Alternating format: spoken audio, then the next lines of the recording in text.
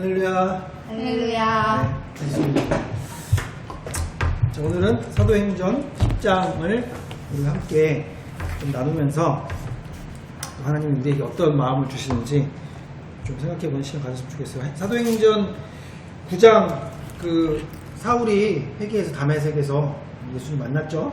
그리고 후반전에 보면 이제 베드로가 다시 등장하면서 이제 이방인의 땅에서 이방인들을 고쳐주는 중풍병자를 고쳐주고 죽은 자를 살리는 이런 기적과 이적을 행하면서 본격적으로 이방인의 선교가 시작됐다, 이방인에게 복음을 전하는 것들이 일어났다는 것을 성경이 좀 암시를 하면서 본격적으로 10장에서는 이방인에게 복음이 전해지고 성령이 임하시는 그런 일들이 일어나게 될 겁니다. 그래서 10장이 1절부터 48절까지 쭉 이제 여러분들이 읽어보셨으니까 내용은 거진 다 이제 알고 있으시죠? 네. 그냥 간단하게만 설명하면 이제 고넬료라는 사람은 이제 이방인인데 그가 하나님을 경외하고 하나님을 잘 믿는 사람이었어요. 근데 그가 환상 중에 시몬 베드로를 청하여서 그들에게 말씀을 받아라라고 환상 중에 나타났고, 동시에 베드로도 그런 환상을 받게 되죠. 그래서 고넬료 가정에 가서 그 가정에게 하나님의 말씀을 전하고, 그로 인하여서 그들이 성령의 세례를 받고 성령 충만 받아서 그 다음에 침례를 베풀게 하는 그런 일들이 일어나는 게 전체적인 10장의 그런 내용이요. 그런 내용을 좀 아시면서 오늘 교재를 통해서 우리 하나씩 좀 살펴봤으면 좋겠어요. 우리 교재의 제목을 제가 어느 순간부터 제가 앞장을 준비를 안 하는 이런 게으름이 죄송합니다. 자, 앞에 있는 소제목을 함께 좀 읽어보도록 하겠습니다. 시작. 가이사라의 오순절. 네, 가이사라의 오순절. 오순절 사도행전 2장 이제 오순절에 성령 강림 사건이 있었죠. 이제 가이사라라는 동네에 이방인 동네예요. 그곳에도 이제 오순절과 똑같은 성령이 임하신 일이 일어났다라고 이제 얘기를 해줍니다. 교재 읽어볼게요. 9장에서 루다에서 애니아의 중풍병을 고치고 이제 이방인들이 있는 곳에서 욥바에서 다비다를 살리는 이적을 행한 베드로는 욥바에서 직업이 무두장인 시몬의 집에 여러 날 유숙하고 있었습니다. 그게 이제 배경이고, 이제 1절부터 쭉 이제 우리가 살펴나갈 거예요. 1절부터 8절까지는 그래서 이 고넬료가 어떤 사람인가에 대해서 성경이 1절부터 8절까지 쭉 얘기해주고 있는데 1절, 2절만 한번 읽어볼까요? 1절, 2절 시작. 가이사라의 고넬료라 하는 사람. 다시 천천히요? 천천히 같이 읽게요. 시작. 가이사라의 고넬료라 하는 사람이 있으니 이달리아 부대라 하는 군대 북부장이라. 그가 경건하여 온 지방과 더불어 하나님을 경외하며 백성을 많이 구제하고 하나님께 항상 기도하더니. 아멘. 동네 이름이 나오잖아요. 가이사라. 아까 가이사라 무슨 도처럼 고 지방에 사는 사람이 고넬료 하는 사람. 이 사람은 뭐 하는 사람이요? 군대 백부장 아시죠? 백부장의 믿음. 말로만 하옵소서 저희 하인이 낫겠습니다. 그런 역할. 100명의 수하를 거는 이제 군대 이제 관부예요. 그를 자세하게 설명하고 있는 내용은 이제 2절의 이제 내용이죠. 자, 교재 볼게요. 1절에 2절. 고넬료는 로마 수비대에 모였다고요? 백부장. 천부장 아니에요? 백부장이에요? 백부장이었습니다. 네, 어떤 분들이 이 영상을 보시면서 아주 재밌게 하든지 아니면 아주 강하게 해서 눈물이 찔끔 나게 해라라는 뭐 이런 어떤 표현이 있어요. 저희는 소소하게 대화 나누듯이 편안한 마음으로 하도록 하겠습니다. 또한 명문 출신으로 이방인이었어요. 근데 하나님을 경외하는 인물이었죠. 이렇게 2절에 나오잖아요. 또한 유대교에 개종한 사람이 아니했음에도 불구하고 경건한 생활을 하며 신앙생활의 최고 의무라고 하는 구제사업, 그러니까 남을 돕는 사업, 남을 도와주는 일에도 힘썼습니다. 그래서 도덕적으로도 인간이 할 수 있는 일을 다 했어요. 예수님을 믿거나 하나님을 믿지 않는 사람이 보더라도 그는 굉장히 도덕적으로 완벽한 인간이었죠. 거기다가 플러스 하나님을 두려워했기 때문에 자신이 아는 한 옳은 일을 실천했고, 자 2절에 보면 뭐 이렇게 내용이 있어요. 뭐뭐 하기로 쉬지 않았습니다 라고 써있어요. 가로 안에 뭘까요? 기도. 그렇죠. 항상 기도했대요. 야, 예수님 모르는데 항상 기도한대요. 우리는 예수님 알죠. 할렐루야. 우리도 항상 그러면 기도하라는 거죠. 자, 즉 고넬료는요, 하나님 중심의 경건한 삶의 결과로 도덕적인 면, 그 다음에 종교적인 면, 이런 것들이 온전하게 준비된 사람이었다라고 오늘 성경이 얘기하고 있습니다. 자, 3절부터 5절까지는 그런 이제 고넬료에게 환상 중에 하나님께서 얘기하시는 이야기가 좀 나와요. 교재를 보면 그래서 기도하는 시간에 베드로에게 사랑을 보내 청하라는 천사의 음성을 듣게 돼요. 그래서 이방인인 고넬료가 천사가 하나님의 말씀을 전하는 사건이 일어나게 됩니다. 또한 천사의 음성을 듣고 난 고넬료의 태도에서 얼마나 고넬료가 복음을 열망하고 있었는가를 알 수 있습니다. 정말인가요? 한번 읽어볼까요? 그러면 3절부터 5절 말씀 중에 4절만 읽어볼게요. 4절만 시작. 고넬료가 주목하여 보고 두려워 이르되 주여 무슨 일이니까 천사가 이르되 내 기도와 구제가 하나님 앞에 성달되어 기억하신 바가 되었으니. 아멘. 고넬료가 주목하고 두려워하되 무슨 일입니까? 천사가 나타났을 때 두려워하지만 그가 하나님의 사자인 것을 깨달았죠. 그래서 주님 저에게 어떤 일을 하시려고 하는 것입니까? 라고 했더니 내 기도와 구제가 평소에 하나님께서 너의 기도하는 모습 그리고 이웃을 섬기는 모습 때문에 그 뜻이 하나님께서 받아들이고 이제 그를 통하여서 이방인에게 복음을 전하는 하나님의 계획들이 조금씩 이제 일어나겠다라는 것을 이제 보여주고 있습니다. 즉 고넬료는 이미 열방하는 심령으로 준비되어 있었죠. 복음을 받아들일 준비가 되고 있었어요. 그래서 천사의 음성을 듣자마자 베드로에게 사람을 보내어 청하게 됩니다. 그 이제 5절 하반절부에 쭉 나오거든요. 그래서 교재를 보시면 고넬료의 믿음은 이제 기도하는 생활을 이제 믿음이라고 할 수 있겠죠. 그다음 사랑은 뭐예요? 구제하는 활동. 그러니까 믿음과 사랑이 하나님 앞에서 신앙적으로나 도덕적으로 이제 사람이 볼 때에도 온전하게 연락된 것입니다. 우리는 경건한 이방인 고넬료에 준비하는 신앙, 경건을 생활하는 신앙을 배워야 할 것입니다. 아멘? 네. 배워야 되겠죠. 언제든지 하나님의 뜻에 온전히 뭐할 수 있는 성도가 되도록 순종할 수 있는 성도가 되도록 경건에 이르는 훈련을 해야 될 것입니다. 그러니까 이게 몸에 배어있지 않으면, 그러니까 이 사람이 계속 기도하고 구제하는 것도 헌신하는 것도 남 도와주는 것도 몸에 배어있기 때문에 하나님께서 금방 홀링해서 쓰고 싶을 때 쓸 수 있는 것이지 아무런 준비가 안 돼 있고 기도도 한 번도 안 하고 이웃 사랑하지도 않고 맨날 불평불만하고 이런 사람이 하나님 앞에 쓰임을 받을 수가 없다는 거예요. 그리고 또 불렀을 때 늘 불평하고 불순종했던 사람을 하나님 쓰시기가 쉽지 않겠죠. 그래서 이런 고넬료와 같은 준비가 되어 있는 사람들이 언제나 하나님 앞에 쓰임을 받고 또 그럴 때 하나님께서 콜링하셨을 때 아멘 하면서 순종할 수 있는 그런 성도가 되자라는 것을 이방인 고넬료를 통해서 보여주고 있는 것입니다. 우리 디모데전서 4장 7절 8절 한번 읽어볼까요? 디모데전서 시작. 망령되고 할 신을 보고 경건에 이르도록 내 자신을 연단하라. 육체의 연단은 약간의 유익이 있으나 경건은 범사에 유익하니 금생과 내생의 약속이 있느니라. 아멘. 고넬료가 경건한 사람이라고 했잖아요. 근데 경건의 근본적인 그 안에 담겨있는 것은 뭐냐면은 거룩함이에요. 거룩함. 그러니까 여기 7절에 망령 허탄한 신화, 그러니까 세상 것들, 하나님 외에 다른 것들을 따라가는 것을 버리고 경건하라고 말씀하고 계시잖아요. 그러니까 그 뭐냐면 거룩함이에요. 구별된, 하나님 앞에서 구별된. 그리고 그 안에 또 뭐가 있냐면 사랑이 있다는 거예요. 내가 거룩하면 또 하나님의 마음을 알아서 그 하나님의 마음을 전하며 그 사랑을 전할 수 있는 것.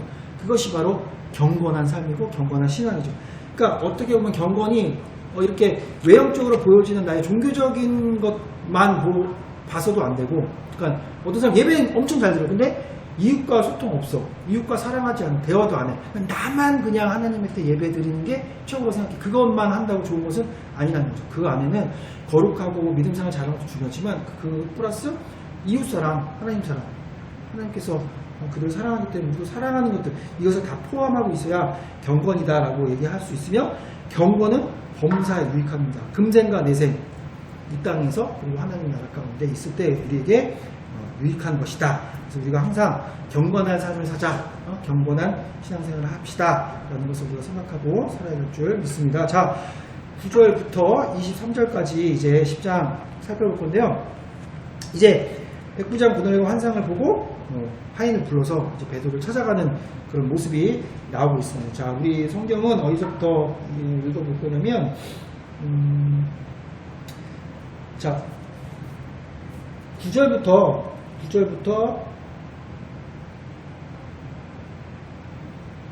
14절까지만 읽어봅시다. 9절부터 14절 교독할게요. 이튿날 그들이 길을 가다가 그 성에 가까이 갔을 그때 베드로가 기도하려고 지붕에 올라가니 그 시각은 제6시더라. 그가 식사를 먹고자 하며 사람들이 준비할 때 황홀한 중에 하늘이 열며 한 그릇이 내려오는 것을 보니 큰 보자기 같고 네 개를 메어 땅에 들이었더라. 그 안에는 땅에 있는 각종 네발같이 짐승과 기는 것과 공중에 나는 것들이 있더라. 또 소리가 있을 때 베드로야 일어나 잡아 먹어라 하거든. 한 목소리로 시작. 베드로가 이르되 주여 그럴 수 없나이다. 속되고 깨끗하지 아니한 것을 내가 결코 먹지 아니하니이다. 네. 아멘. 자, 베드로가 저기 교재에 그 밑에 베드로 인도하신 성령의 손길 거기 보세요. 자, 백부자 보내려고 환상을 보고 하인들과 부하를 베드로에게 보낼 때쯤에 베드로도 기도 중에 환상을 보였어요. 같은 시기에 환상을 봤다는 거예요. 그래서 이거는 사울이 다메섹에서 만났을 때 사울도 환상 중에 그 빛 가운데 오신 예수님을 만났고 아나니아도 동시에 그걸 하나님께서 그 안에서 환상을 통해서 얘기를 했어요. 네가 해야 될 일, 사울을 만날 것이 그를 안수하라는 이제 얘기를 들었죠. 똑같이 이중적인 환상이 동시에 일어나고 있는 상태예요. 자, 베드로가 아직 점심 식사 준비가 되기 전에 그는 여기 가로 안에 가로가 있네요. 자, 베드로는 아직 점심 식사 준비가 되지 않았기 때문에 남는 시간까지도 모모해 하는 사람이었습니다. 이게 9절에 보면 써 있어요. 이튿날 그들이 길을 가다 그 성에 가까이 갔을 때 베드로가 모모하려고 지붕에 올라가니 기도. 네, 기도. 그러니까 식사 준비가 되기 전에 약간 짬이 남으니까 그 시간에도 이제 기도를 하는 이제 기도의 사람이라고 이제 우리가 볼 수가 있겠죠. 그래서 베드로가 기적과 능력의 사람인데 항상 또 기도를 열심히 하는 사람이었어요. 그래서 우리가 사도행전 초반에 걷지 못하는 자 이렇게 세웠고 그 전에 9장에서도 기적을 행할 때도 항상 기도를 했어요. 즉 이 사람이 기적과 능력의 사람인데 여기에 그 어떤 구심적 그런 힘과 능력은 어디 오냐면 기도에서 왔다라고 얘기해요. 공간복음에 예수님 그런 얘기 하잖아요. 아픈 병자가 왔는데 제자들이랑 못 고치고 있으니까 꾸짖으면서 이런 것은 기도와 금식 외에는 나갈 수 없다라고 하면서 기도가 중요하다고 이제 얘기를 하고 있는 것입니다. 교재를 계속 보세요. 베드로는 기적과 능력의 사람의 기도에 용서했습니다. 베드로가 기도하는 가운데 고넬료처럼 환상을 보게 되는데 그 내용은 이스라엘 백성이 먹을 수 있는 정한 음식과 먹을 수 없는 부정한 짐승이 섞여 있었고 그리고 베드로에게 일어나 잡아 먹으라는 음성이 들려왔습니다. 읽었죠? 네. 이에 베드로는 여느 유대인처럼 주여 그럴 수 없습니다. 속되고 깨끗하지 아니한 부정한 것들을 내가 결코 먹지 아니하였나이다 라고 거부를 했습니다. 여기까지가 우리가 읽은 내용. 그러니까 그 보자기 꿈에서 하늘에서 보자기가 내려오고 그 쪽에 보자기가 내려오고 거기에는 뭐 4발 가진 짐승, 기는 짐승, 공주의 남짓인데 유대인들은 먹을 수 있는 음식이 있고 먹지 못하는 음식이 있어요. 이건 신명기에 보면 이제 나와 있거든요.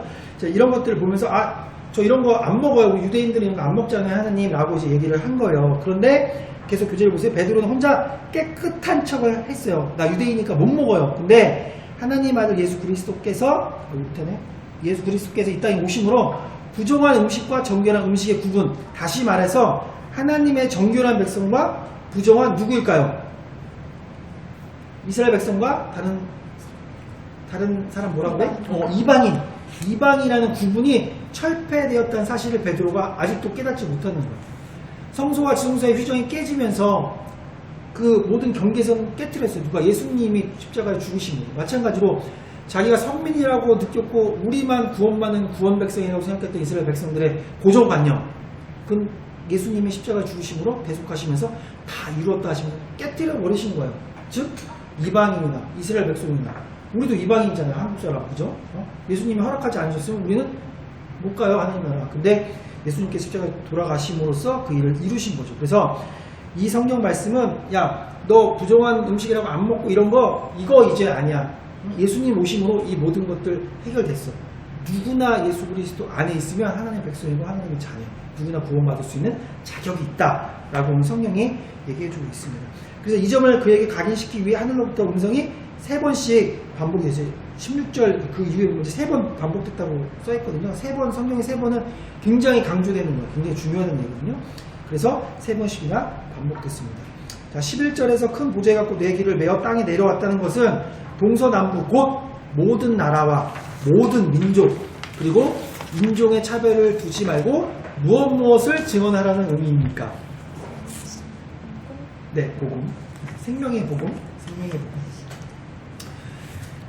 야, 아프리카 사람도 아시아 사람도 다 복음을 만나야 돼. 복음을 들어야 되라고 예수님께서 하나님께서 계시적으로 얘기해 주십니다. 이처럼 하나님의 성령님을 통하여 이 같은 환상을 보여주심으로 이방인이나 유대인이나 모든 복음 안에서 구원받을 수 있으며 바로 그 일을 베드로와 본문의 말씀에 있는 모든 성도 우리가 감당해야 한다는 사실을 깨우치는 것입니다. 또 베드로만 하는 게 아니라 우리도 이 성경을 읽고 있잖아요. 그러면 이걸 읽고 우리도 이방인에게, 우리에게 이방인은 누구겠습니까? 누구일까요? 그렇죠. 복음이 필요한 사람들, 꼭 뭐 이렇게 나라와 민족을 구별해서 저쪽이 이방인이 아니라 복음을 믿지 않고 아직도 예수님 모르는 사람들 다 이방인이라는 그들에게 복음을 전하는 거죠. 자, 때가 되어 고넬료가 보낸 사람들이 도착하여 문 앞에 베드로를 찾았습니다. 자, 성경을 잠깐 볼까요? 네. 자, 우리 19절부터 22절까지만 우리 한 목소리로 읽을게요. 19절부터 22절까지 시작. 베드로가 그 환상에 대하여 생각할 때에 성령께서 그에게 말씀하시되 두 사람이 너를 찾으니 일어나 내려가 의심하지 말고 함께 가라. 내가 그들을 보내었느니라 하시니 베드로가 내려가 그 사람들을 보고 이르되 내가 곧 너희가 찾는 사람인데 너희가 무슨 일로 왔느냐. 그들이 대답하되 백부장 보내는 의인이요 하나님을 경외하는 사람이라. 내 오른쪽 속에 칭찬하더니 그가 거룩한 천사의 지시를 받아 당신의 그 집으로 청하여 말을 들으려 하느니라. 네, 아멘. 자, 교재 19절 베드로가 그 환상에 대해 생각했어요. 여기서 생각하다라는 그 말은 여기 뭐 좀 어려운 단어가 있는데 헬라어로 디엔시 메오마이라는 이런 단어를 썼대요. 이런 말은 신약성경에 유일하게 이곳에 사용된 동사로 철두철미하게 생각했다. 그러니까 되게 골똘하게 하나님의 이 계시가 무엇일까? 하나님이 주시는 성령의 환상이 무엇일까라고 깊이 생각했다는 것을 뜻하는 것이죠. 이것은 베드로가 자신이 체험한 환상의 의미를 깨달으려고 얼마나 깊이 고뇌했는가 단적으로 보여주는 말입니다. 예수님을 믿는다는 것은 덮어놓고 맹목적으로 믿는 것이 아니라 생각하며 신앙생활을 한다는 것을 의미합니다. 그러니까 생각이 없는 헌신자를 우리는 광신자라고 부릅니다. 또는 문외한 신자가 되어서 사악한 몸모에 빠져 인생을 탕진하지 않기 위해서 우리는 생각한 성도가 되어야 되겠죠. 우리가 어디에 빠지면 안 되죠? 이단에 빠지면 안 돼요. 그러니까 아무 생각이 없다는 것은 하나님의 진리된 말씀을 우리가 붙들고 말씀을 생각하면서 하나님의 성령으로 우리가 깨닫게 하심으로 믿고 하나님 말씀 이런 말씀이구나, 하나님 이런 것들 원하시는구나에 대해서 우리가 깊이 생각을 해야지.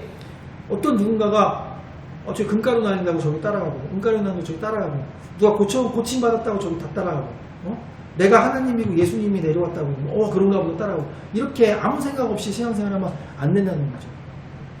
하지만 이 뜻을 알게 해주시는 것은 성령 하나님이시니까 성령님 의지해서 우리가 말씀을 봐야 되겠지만, 우리가 그것을 의지했을 때 진리를 우리가 따라가야지. 아무 생각 없이 제가 좋다니까 어느 권사님 암으로 고생하셨는데 그 교회 갔더니 싹 났어, 한번 가보자, 좋다고 막 거기 따라가지고 치료 은사하고 막 좋다고 막 하나님 말씀에 거하지 않고 막 은사에 빠져가지고 한다든지 이런 것은 잘못되는 거예요. 그리고 또 이단이 있죠. 강력한 이단이 있지 않습니까? 세 글자? 그렇죠? 그럼 우리가 그런 사람들을 불쌍하기도 하지만 그 사람들은 사실 생각이 없는 거예요. 성경만 좀 깨닫고 생명에 있는 진리를 따라간다면 그것이 허황된 것이라는 걸 알 수 있을 텐데, 우리가 그렇게 신앙생활을 하지 않도록 조심해야 되겠습니다. 특히 하나님의 뜻이 어디에 있는지 분명하지 않을 때는 그 뜻을 깨닫기 위해서 깊이 숙고해야 합니다. 하지만 하나님의 뜻을 알게 되면 망설이지 말고 즉시 우리는 순종해야 되죠.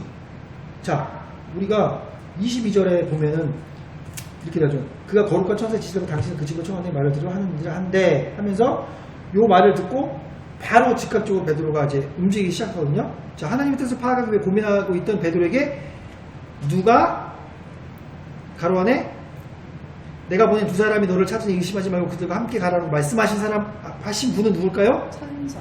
천사? 19절. 19절. 성령. 그렇죠. 성령. 하나님의 뜻을 파악하기 위해서 고민했죠. 고민해야 되겠죠. 근데 그럴 때 성령께서 이때는 그렇게 환상 가운데 있어. 지금은 환상과 계시와 예시는 없습니다. 하나님 주신 성경이 완전히 완벽하게 쓰여져 있기 때문에 성경을 통해서 우리가 그 말씀을 봤잖아요. 그 말씀이 우리에게 임하면 그게 하나님께서 주신 말씀을 했을 때는 즉각적으로 움직여야 되는 거죠. 내가 보는 두 사람이 너를 찾으니 의심하지 말고 그들과 함께하라 말씀하시자 그제서 자기가 본 환상의 의미가 곧 하나님께서 이방인들을 깨끗하게 하셨으니 그를 부르러 온 이방인들 영접하고 그들에게 가서 복음을 전하는 것을 깨닫게 되었습니다. 베드로가 이처럼 신속하게 성령의 지시에 순종하지 않았다면 그는 결코 무슨 성교의 첫 테이프를 끓는 주인공이 되지 못했을까요? 아까 이방. 더 크게 이방. 이방 성교. 이방 선교, 이방 사도의 대표적으로 이제 사도 바울이 쓰임을 받지만 그래도 첫 테이프를 끊은 건 베드로예요. 베드로를 통해서 오늘 이방 선교 첫 테이프를 끊게 됩니다. 어떻게 했기 때문에 신속하게 성령의 지시에 순종해서. 근데 만약 이때까지도 계속 자기 관념, 자기 개념, 자기가 생각하는 지식과 경험에 빠져서 무슨 소리야? 유대인이 이방인한테 지금 가서 얘기를 한다고? 같은 상에서 밥을 먹고 같은 자리에서 교제를 한다고? 말 같지 않은 소리 안 돼!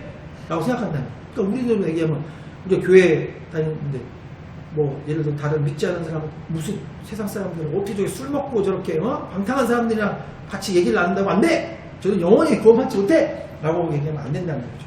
그걸 안타까워 생각하고 우리가 좀 섬기면서 이렇게 복음을 전해야 되겠죠. 자, 사무엘상 15장 22절 읽어봅시다.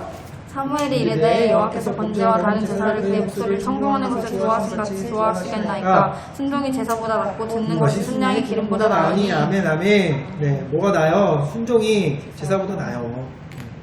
형식과 행위와 이런 것보다 순종하는 게 나요. 그래서 우리가 좋아하는 단어잖아요. 순종. 그죠? 순종. 어쨌든 우리가 베드로가 순종함으로 이방 선교의 첫 시작이 되었습니다. 자, 다시 이제 24절부터 33절까지 베드로가 고넬료의 집에서 설교하는 장면이에요. 네, 그냥 교재를 좀 볼게요. 자, 23절부터 27절까지 베드로는요, 자기를 찾아온 사람들과 하룻밤을 무두장의 시몬의 집에서 기숙하고 바로 다음날 요바에 있던 6 형제들과 같이 가이사랴의 고넬료 집을 향해 출발했습니다. 그리고 그 다음날 목적지를 도착했을 때 그를 기다리고 있는 상당히 많은 사람들이 있었어요. 이는 경건한 이방인 고넬료가 얼마나 말씀의 은혜를 소중하게 여겼으며 그 은혜를 여러 사람들과 더불어 나누려고 하였는가를 보여줍니다. 우리도 어떤 뭐 캠프 같은 거 갔다 오면 되게 좋아요. 막 난리 나잖아요. 야, 거기 갔었는데 엄청 좋다더라. 뭐 그 목사님 말씀 듣고 찬양팀 좋았어. 막 얘기하잖아요. 그런 거예요. 하나님께 은혜를 주시면 그 은혜가 내 안에 머물 수가 없어요. 자꾸 흘려보내고 싶고.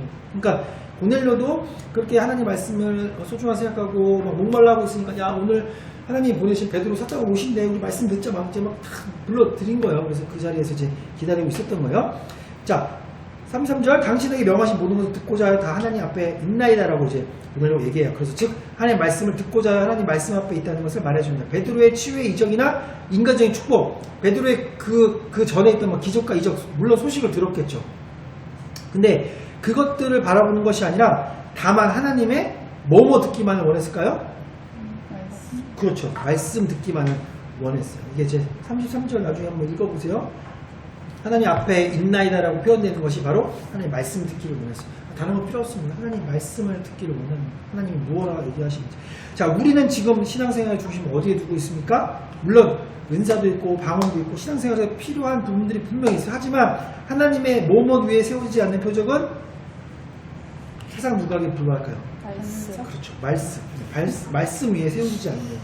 하나님 말씀 없고 은사주의에 빠져서 뭐 방언하고 뭐 병고침이 있고 이거가 핵심이 아니라는 거죠. 하나님 말씀, 진리신 하나님 말씀 위에 세우지 않는 표적은 세상 누각에 불과합니다. 말씀의 무지로 인해 만연된 비성경적 신앙 풍토를 쇄신하는, 끊어내는 그런 우리가 되어야 되겠습니다. 그러니까 우리가 현상과 상황과 환경에 너무 치우치면 안 되겠어요. 우리는 보이는 것에 주목하는 것이나 살아계신 하나님이 우리에게 말씀해 준 진리의 말씀을 우리가 묵상하고 그 말씀대로 될 것을 믿고 나가야 되죠. 현상하게 되지 않더라도 그것을 믿지 말아야 될 것입니다. 자, 역대하 찾아봅시다. 시간이 없더라도 찾아볼까 다 찾아봅시다. 역대하 34장 29절. 왕이 사람을 보내어 유다와 예루살렘의 모든 장로를 불러 모으고 여호와의 전에 올라가매 유다 모든 사람과 예루살렘 주민들과 제사장들과 레위 사람들과 모든 백성이 노소를 막론하고 다 함께한지라. 왕이 여호와의 전 안에서 발견한 언약책의 모든 말씀을 읽어 위에 귀에 들려주고 왕이 장이 처소에서 서서 여호와 앞에서 언약을 세우되 마음을 다하며 목숨을 다하여 여호와를 순종하고 그의 계명과 법도와 율례를 지켜 이 책에 기록된 언약의 말씀을 이루리라 하고 예루살렘과 베냐민에 있는 자들이 다 여기에 참여하게 하매 예루살렘 주민이 하나님 곧 그의 조상들의 하나님의 언약을 따르니라. 같이 읽게 33절 시작. 이와 같이 요시아가 이스라엘 자손에게 속한 모든 땅에서 가증한 것들을 다 제거하여 버리고 이스라엘의 모든 사람으로 그들의 하나님 여호와를 섬기하였으므로 요시아가 사는 날에 백성이 그들의 조상들의 하나님 여호와께 국정을 떠나지 아니하였더라. 다음에 남유다 시대의 요시아 왕 때 율법적 하나님의 말씀을 발견했어요. 근데 그 내용이 이제 31절에 보면은 너희는 마음을 다하고 목숨을 다하여 여호와를 순종하라. 이게 이제 신명기인데 아마 신명기를 발견했다 이렇게 신학자들은 보고 있거든요. 무슨 말이냐면 이들이 하나님의 말씀 없이 살아온 그 시절을 생각하니까 하나님의 말씀 딱 보니까 하나님의 말씀대로 살고 하나님의 말씀을 따라갔으면 우리가 이렇게 힘들고 어렵지 않고 복을 받고 형통한 삶을 살았을 텐데 우리가 하나님의 말씀을 지키지 않았구나라는 것을 깨닫게 되는 거예요. 그래서 요시야 왕이 선포하고 야 우리 이제 하나님 말씀만 따라야 돼. 하나님 말씀만 우리가 순종하고 그 말씀대로 살아야 돼 라고 백성들한테 얘기를 했더니 모든 백성들이 그렇게 하나님께서 주신 말씀을 사랑하면서 요시야가 그들에게 가르쳐준 것들을 따르고 하나님을 말씀에 복종했다라고 써있는 그런 내용이에요. 지금 뭐냐면 우리가 아까도 얘기했지만 다른 것 보지 말자는 거예요. 다른 것을 보지 말고 교회 뭐 여러 가지 보여지는 상황, 환경들 안 좋으면 안 좋은 대로 잘 되면 잘 되는 거 그런 거 보지 말고 교회 엄청 잘 돼 부흥해 그거 좋죠. 근데 그것만 또 보는 것이 아니고 또 교회가 또 막 엉망이 돼 그걸 보지 말고 살아계신 하나님의 말씀만 의지하고 언약의 말씀만 붙들고 있으면 언젠가는 하나님 때에 이루시겠다는 하나님의 신실하심이 우리가 보게 될 것이다라는 것을 우리가 깨달았으면 좋겠습니다. 자 마지막인가요? 33절 봅시다. 베드로의 설교는 처음에 오순절 설교 베드로 설교 있었죠. 그 다음에 어느 행각 설교가 있어요. 무슨 행각 왕 이름인데요. 세 글자. 다윗 솔로몬 행각. 그래서 설교를 했고 이제 이것이 세 번째 설교에 나온 베드로의 세 개의 설교 중에서 세 번째 설교에 속하는 건데 세 번째 설교는 누구한테 했다? 이방인에게 했던 이방인 설교라는 거죠. 복음 전체 줄거리의 요약, 복음이 무엇이다라는 것을 쭉 이제 열거를 하는 거예요. 다 읽으면 시간이 좀 오래 걸리니까 교재를 볼게요. 이제 34절에 보면 베드로가 입을 열어라는 이제 표현이 나와요. 이제 그 말은 중대한 말을 하기 전에 유대인들이 하는 말이라고 해요. 그러니까 야 잘 들어봐 이제 이게 굉장히 중요한 거야 복음이야라고 하면서 34절과 35절에는 이제 복음의 보편성에 대해서 얘기를 해줘. 그 보편성이 뭐냐면 누구나에게 차별 없는 누구나 가질 수 있는 그런 것이 복음이다라고 이제 설명을 해주는 거예요. 복음은 하나님께서 아무 민족적 차별 없이 모든 사람에게 구원의 은혜를 베푸신다는 거예요. 아까 환상 중에 보자기 내려왔잖아요. 그리고 야 다 먹어. 이제 예수 그리스도로 인해서 모든 복음이 모든 열방에 나가게 될 거야 라고 얘기해주는 그걸 깨닫고 복음은 보편적이다. 누구에게나 너희들에게도 우리에게도 하나님께서 주신 선물이다 라고 얘기하는 것입니다. 자, 이 고넬료 전도는 마가복음 16장 15절에 보면 온천에 다니며 그렇죠? 만민에게 복음을 전파하라. 기도원에 가면 써 있어요. 그렇죠? 네. 자, 마태복음 아니라 저기 사도행전 1장 8절에 땅끝까지 이르러 내 무엇이 되리라? 증인이 되리라. 이거 잘하네요. 자, 마태복음 28장 19절 모든 민족을 뭐로 삼아? 제자 삼아. 라고 이거 다 누가 얘기하신 거야? 예수님이 얘기하신 거잖아요. 예수님이 대명령 복음을 전하고 만민에게 복음을 전하고 내 증인이 되고 모든 민족을 제자 삼아 라고 한 그 대명령이 이방인에게 최초로 적용된 사례가 되었습니다. 자, 34절 35절은 복음이란 그런 거야. 누구에게나 해당되는 거야 라고 얘기하면서 31절부터 41절에는 복음의 내용을 증언했습니다. 복음의 내용은 곧 누구이실까요? 예수 그리스도. 복음은 예수 그리스도예요. 복음은 예수 그리스도. 그래서 예수님이 어떻게 탄생하셨고 성육신 되셔가지고 어떤 사역을 하셨고 또 죽으시고 구원하시고 또 부활하셨다 다시 승천하셨다라는 내용을 쭉 얘기를 해주시는 거예요. 얘기를 해주고 있어요. 그래서 마지막 줄에 보면 예수 그리스도의 성육신과 사역 그리고 죽으심과 부활 그렇죠. 승천하신 데에서 가르쳐주는 것들이 36절 41절 복음의 내용을 쭉 설명해주고 있는 것입니다. 그리고 42절에 가면 복음의 산 증인들이 있음을 가르치고 있어요. 베드로는 예수님의 사역과 복음에 있는 산 증인들이 많이 있음을 증언하고 있습니다. 그건 뭐냐면 나도 받고 내가 예수님과 공생애 동안 3년 동안 따라다니 요한의 침례로부터 시작해서 죽으시고 승천할 때까지 나 옆에 있었어. 그리고 내 주변에 엄청 많아. 이거 본 사람들 엄청 많다? 그러니까 이거 정말 팩트라는 거야. 사실이라는 것을 지금 얘기를 해주고 있는 거예요. 그리고 43절 복음의 능력에 대해서 증언하고 있어요. 그래서 복음의 능력이란 한마디로 예수 그리스도를 힘입어 무엇을 받은 것이다? 구원도 있고 43절만 읽어볼게요. 43절만. 그러면 시작. 그에 대하여 대하여 모든 모든 선지자도 선지자들도 증언하되 그를 믿는 사람들이 다 그의 이름을 힘입어 제사함을 받았다. 네, 무엇을 받았다고요? 제사. 네, 구원한다는 것은 뭐 죄상을 받는 거죠. 예수 그리스도를 힘입어. 그러니까 앞에서부터 야 복음은 누구나한테 받을 수 있어. 복음이 뭔지 알아? 근데 예수 그리스도야. 예수 그리스도의 이런 일들을 봐봐. 그리고 너희들 예수님 이제 믿잖아. 너희들 죄상 받고 구원받는다. 라는 전체적인 예수 그리스도의 복음에 대해서 설명해주고 계시는 겁니다. 이는 모든 성경이 가르치는 바여 구약 예언의 초점이 여기에 있습니다. 이 복음의 능력은 예수님의 공생애 동안 예수님과 함께한 자들에게 나타났습니다. 그리고 예수님의 부활을 목격하고 부활하신 주님과 더불어 지낸 동역자들과 동방자들, 이게 뭐야 아까? 산 증인들에게 나타났죠. 뿐만 아니라 이 증인들은 증언을 받아주는 주를 믿는 모든 자에게 나타났습니다. 그런즉 베드로를 통해 증언된 복음을 고넬료와 그 자족들이 믿는다면 복음의 능력 바로 고넬료와 무리들에게도 임할 것입니다. 똑같이 산 증인들과 똑같이 우리도 마찬가지로 예수님 눈으로 보지 못했지만 예수님과 같이 생활하지 못했지만 똑같은 은혜가 똑같은 구원이 우리에게 이르게 된다는 것이죠. 베드로는 바로 이 믿음 하나를 전제 조건으로 복음의 능력이 만천하에 널리 들려줄 것을 선포했습니다. 성경 말씀의 핵심 주제는 오직 한 분이신 예수 그리스도로 향하고 있습니다. 베드로의 설교 또한 오직 그리스도만을 증언하는 것이었습니다. 그러므로 우리들이 전도할 때 증언해야 할 것은 오직 뭐다? 예수 그리스도. 딴 거 우리 교회 오면요 뭐가 있고요, 뭐가 있어요. 우리 청년들 엄청 많고요, 잘생긴 전도사님 엄청 많아요. 이게 중요한 게 아니라 할렐루야. 예수 그리스도만 전할 줄 믿습니다. 네. 아멘 안 하세요? 아멘. 세상적인 처세술이나 성경 비결 자매들 오면 시집가요. 형제들 예쁜 자매는 결혼해요. 아니라는 거예요. 그게 전도가 아니라는 거예요. 할렐루야. 교회를 통해 복 받으러 오면 안 된다는 겁니다. 할렐루야. 아멘. 아멘 하세요. 요한복음 20장 32절 빨리 찾으세요. 복음의 핵심 예수 그리스도입니다. 다른 건 없어요. 다른 건 절대 없습니다. 요한복음 20장 36절. 오직 이것을 기록하면 너희로 예수께서 하나님의 아들 그리스도이심을 믿게 하려 하며 또 너희로 믿고 그 이름을 힘입어 생명을 얻게 하려 함이니라. 아멘. 성경을 기록한 이유가 뭐예요? 예수께서 하나님의 아들. 그러니까 우리가 성자 하나님 배울 때 그랬잖아요. 예수님이 하나님이신 거를 얘기하는 게 핵심이에요.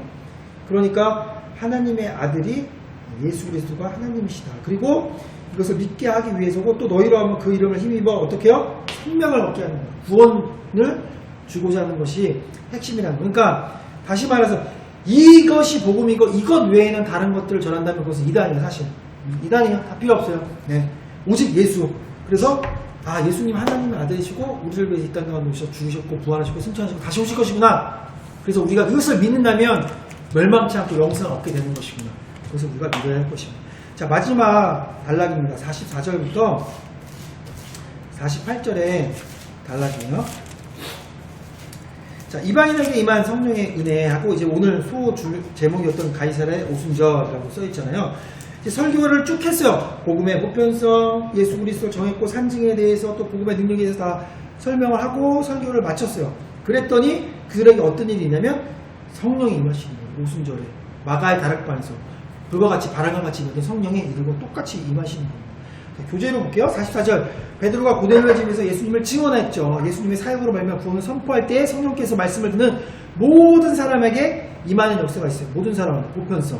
이 역사는 이방인에게 내려진 최초의 성령 강림이라는 점에서 뜻깊은 사건입니다. 그래서 백부장 고넬료의 집에 임한 성령 강림을 가이사랴에 뭐라고 부른다고요? 오순절. 할렐루야.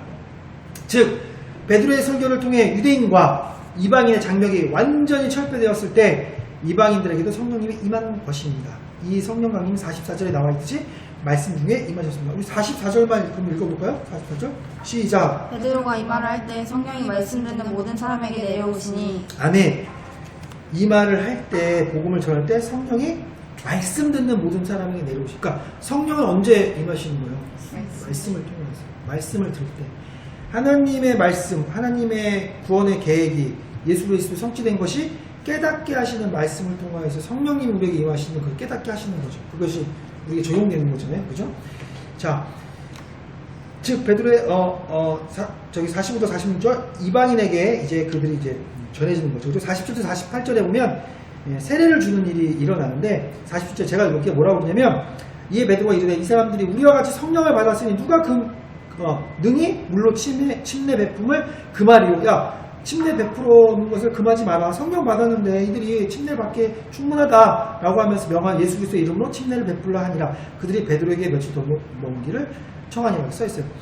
자, 세례 전에 임한 거예요. 성령 강림의 내적 사건이 없는 세례라는 것은 외적 의식은 무의미하다는 사실을 있고, 그러니까 뭐냐면 이게 너는 침례를 받았기 때문에, 그러니까 종교적인 거, 관례적인 것들을 다 했기 때문에 이제 예수를 믿고 예수를 영접하고 성령이 임하시는 것이 아니라 하나님께서 강권적으로 임하시면 성령이 먼저 임할 수 있다는 거예요. 그래서 왜 초신자들이 교회 얼마 나갔잖아요. 갑자기 막 성령 받고 갑자기 막 뜨거워지고 막 이런 일들이 많이 있잖아요. 그러니까 그게 교회의 어떤 교리적인 교리 공부도 한 것도 아니고 공동체 훈련, 제자 훈련 받은 것도 아닌데, 근데 성령께서는 그렇게도 일하신다는 거예요. 성령께서 주체적으로 주권적으로 강림하시면 이들처럼 먼저 성령이 임할 수 있어요. 그렇기 때문에 우리가 그런 어떤 형식적인 것보다는 하나님께 얼마나 성령으로 뜨겁게 지금 돼 있는가가 중요한 것이죠. 그렇다고 근데 성령을 받았으면 이제 세례의식이 무시해도 좋다는 것은 아닙니다.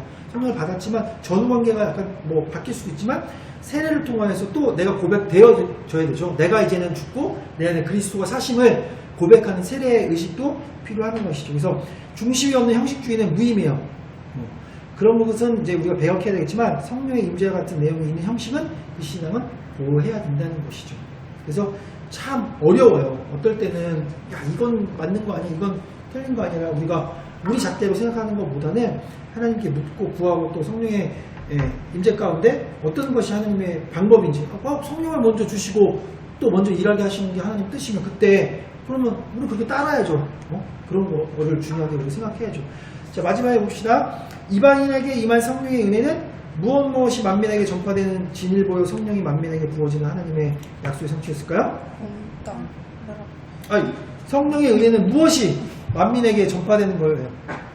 복음? 그렇죠. 복음이 이방인에 임한 성령의 은혜는 복음이 만민에게 전파되는 거예요. 그러니까 뭐냐면 성령이 하시는 일, 우리가 배웠잖아요. 성령이 하시는 일은 하나님께서 계획하신 것을 예수님께서 이루신 것을 깨닫게 하시는 거예요. 아, 그렇구나. 이 일들을 하나님과 예수님께서 하셨구나라는 깨닫게 하시는 거예요. 그러니까 성령이 임하지 않는 것을 깨달을 수가 없는 거죠. 그러니까 성령의 은혜는 그 복음이 내 복음 되게 만드시는 거예요. 나를 위해서 죽으신 예수 그리스도, 나를 위해서 계획하신 구원이 이루어졌구나. 어떻게? 내가 믿음으로. 그렇게 우리가 복음이 만민에게 전파되는 일들을 오늘 우리가 쭉 10장을 통해서 읽었고 우리 함께 나눴습니다. 그래서 지금도 예수님께서는 성령을 통해서 계속 일하시기를 원하시고 계세요. 만민에게 복음을 전하기를 원하시고 땅끝까지 가서 내 증인이 되기를 원하시고 그 다음에 모든 민족을 내 제자 삼기를 원하시는 게 예수님의 지상 명령이에요. 그래서 우리의 사명은 다른 게 아니라 이 복음을 전하는 일에 대해서 우리의 사명을 붙들고 살아요. 그것이 음악을 하던 회사를 다니던 뭐가 되던 방법은 틀릴 수 있지만 핵심적인 것은 우리가 붙들고 나가서 복음을 전하는 것이 우리의 사명이 되어야 되겠다라고 여러분 생각해 주시면 감사하겠습니다. 자, 오늘 좀 시간이 늦어서 질문만 좀 읽어보고 같이 좀 기도했으면 좋겠는데요. 국장님, 마지막 성경은 읽고 갑시다. 네. 고린도전서. 죄송해요, 제가 못 봤어요. 12장 7절. 굉장히 중요한 말씀입니다. 고린도서 12장은 성령의 은사에 대해서 이제 써있는 장인데 고린도전서 12장 7절, 11절, 13절 세 절의 말씀을 읽을게요. 자, 먼저 7절 읽을까요? 시작. 각 사람에게 성령을 나타내시면 유익하게 하려 하심이라. 아멘. 각 사람에게 성령을 나타내신 것은 유익하게 하려 하심이라. 하나님의 은혜로 성령을 받게 되면 그것을 통해서 믿는 자나 믿지 않은 자가 모두가 유익하게 하기 위한 하나님의 계획이신 거예요. 자, 11절 시작. 11절 시작. 이 모든 일은 같은 한 성령이 하사 그 뜻대로 각 사람에게 나누어 주시는 것이니라. 아멘. 이 모든 일, 그 위에 가면 성령의 여러 가지 방법적인 것에 대해서 설명이 써 있는데 이것은 다 누가 하는 것이냐면 한 성령 하나님께서 행하신 거고 그의 뜻대로, 누구의 뜻대로? 성령의 뜻대로 각 사람이 나누어 주시고. 그러니까 주권적인 거예요. 성령께서 누구에게는 병 고치는 은사를 주시지만 누구에게는 안 주실 수도 있어요. 누구에게는 예언하는 은사를 주지만 누구에게는 안 주실 수 있어요. 근데 나 방언 못 받았네? 어머치는 방언 못해. 성령 못 받았나? 이게 아니라는 거죠. 성령이 꼭 필요한 사람에게 내가 원하는 일들을 행하고 싶을 때 하나님께서 그 사람이 그걸 맞는 걸 주는 거예요. 얘한테는 지금 방언 은사를 줘야 돼. 방언 통역의 은사를 줘야 돼. 지금 당장 필요한 무엇인가. 그때그때 틀려지는 거지. 그걸 갖고 우리가 판단하는 것은 굉장히 잘못된 오류라는 거예요. 그래서 우리 방언은 성령 이꼴 아니라는 거예요. 여기서 말하는 것은 각 사람에게 하나님 뜻대로 나눠주시면 내가 주고 싶으면 주는 거야. 안 주고 싶으면 안 주고 필요하니까 주는 거고. 근데 그것이 그 공동체를 유익하게 만들고 믿지 않는 영혼들에게 복음을 전할 수 있는 방법으로 주는 것이지 안 된다는 거예요. 13절을 우리가 한번 읽어보겠습니다. 13절 시작. 그러니까 유대인이나 헬라인이나 종이나 자유인이나 다 한 성령으로 침례를 받아 한 몸이 되었고 또 다 한 성령을 마시게 하셨느니라. 아멘. 이게 핵심적인 거예요. 우리가 유대인이나 헬라인이나 종이나 자유인이나 이게 뭐야? 다 보편성. 누구나에게 복음은 흘러갈 수밖에 없다.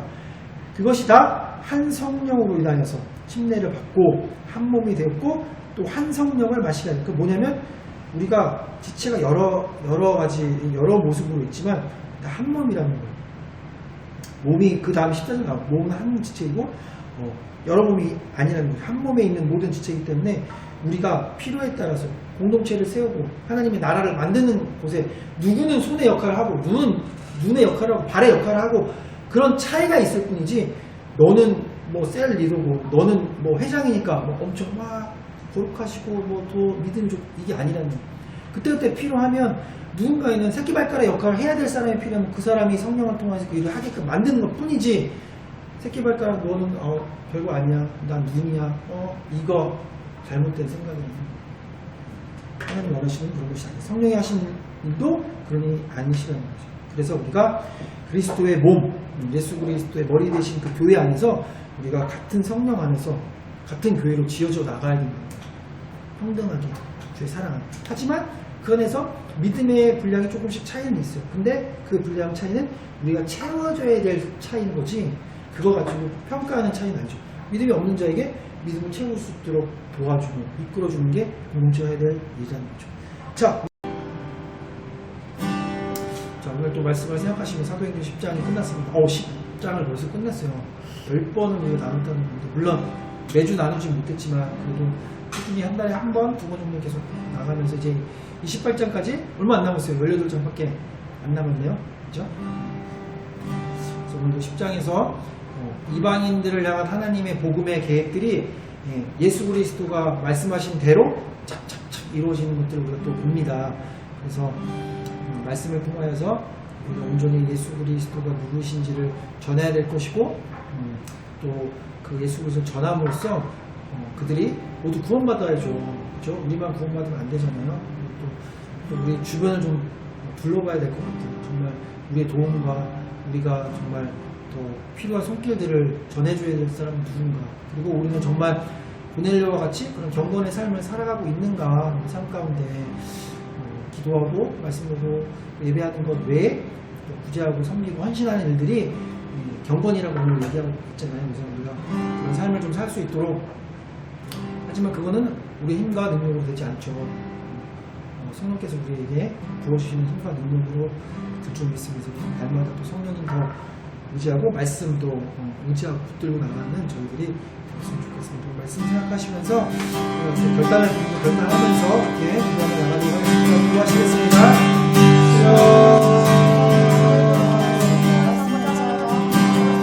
하나님 감사합니다. 아니 오늘도 말씀으로 사용해 주시니 감사합니다. 아버지 우리 고넬료의 가정을 하나님께서 구원시켜서 아버지 성령으로 충만케 하시는 다이샤의 오순절에 그 놀라운 기적의 사건을 바라보았습니다. 하나님 주 예수 그리스도의 힘을 우리가 온전히 받고 있습니까? 아버지 우리가 주신 말씀대로 하나님 말씀을 전하고 있습니까? 하나님 오늘도 우리 자신을 점검하며 아버지 경건하지 못한 우리의 믿음을 하시는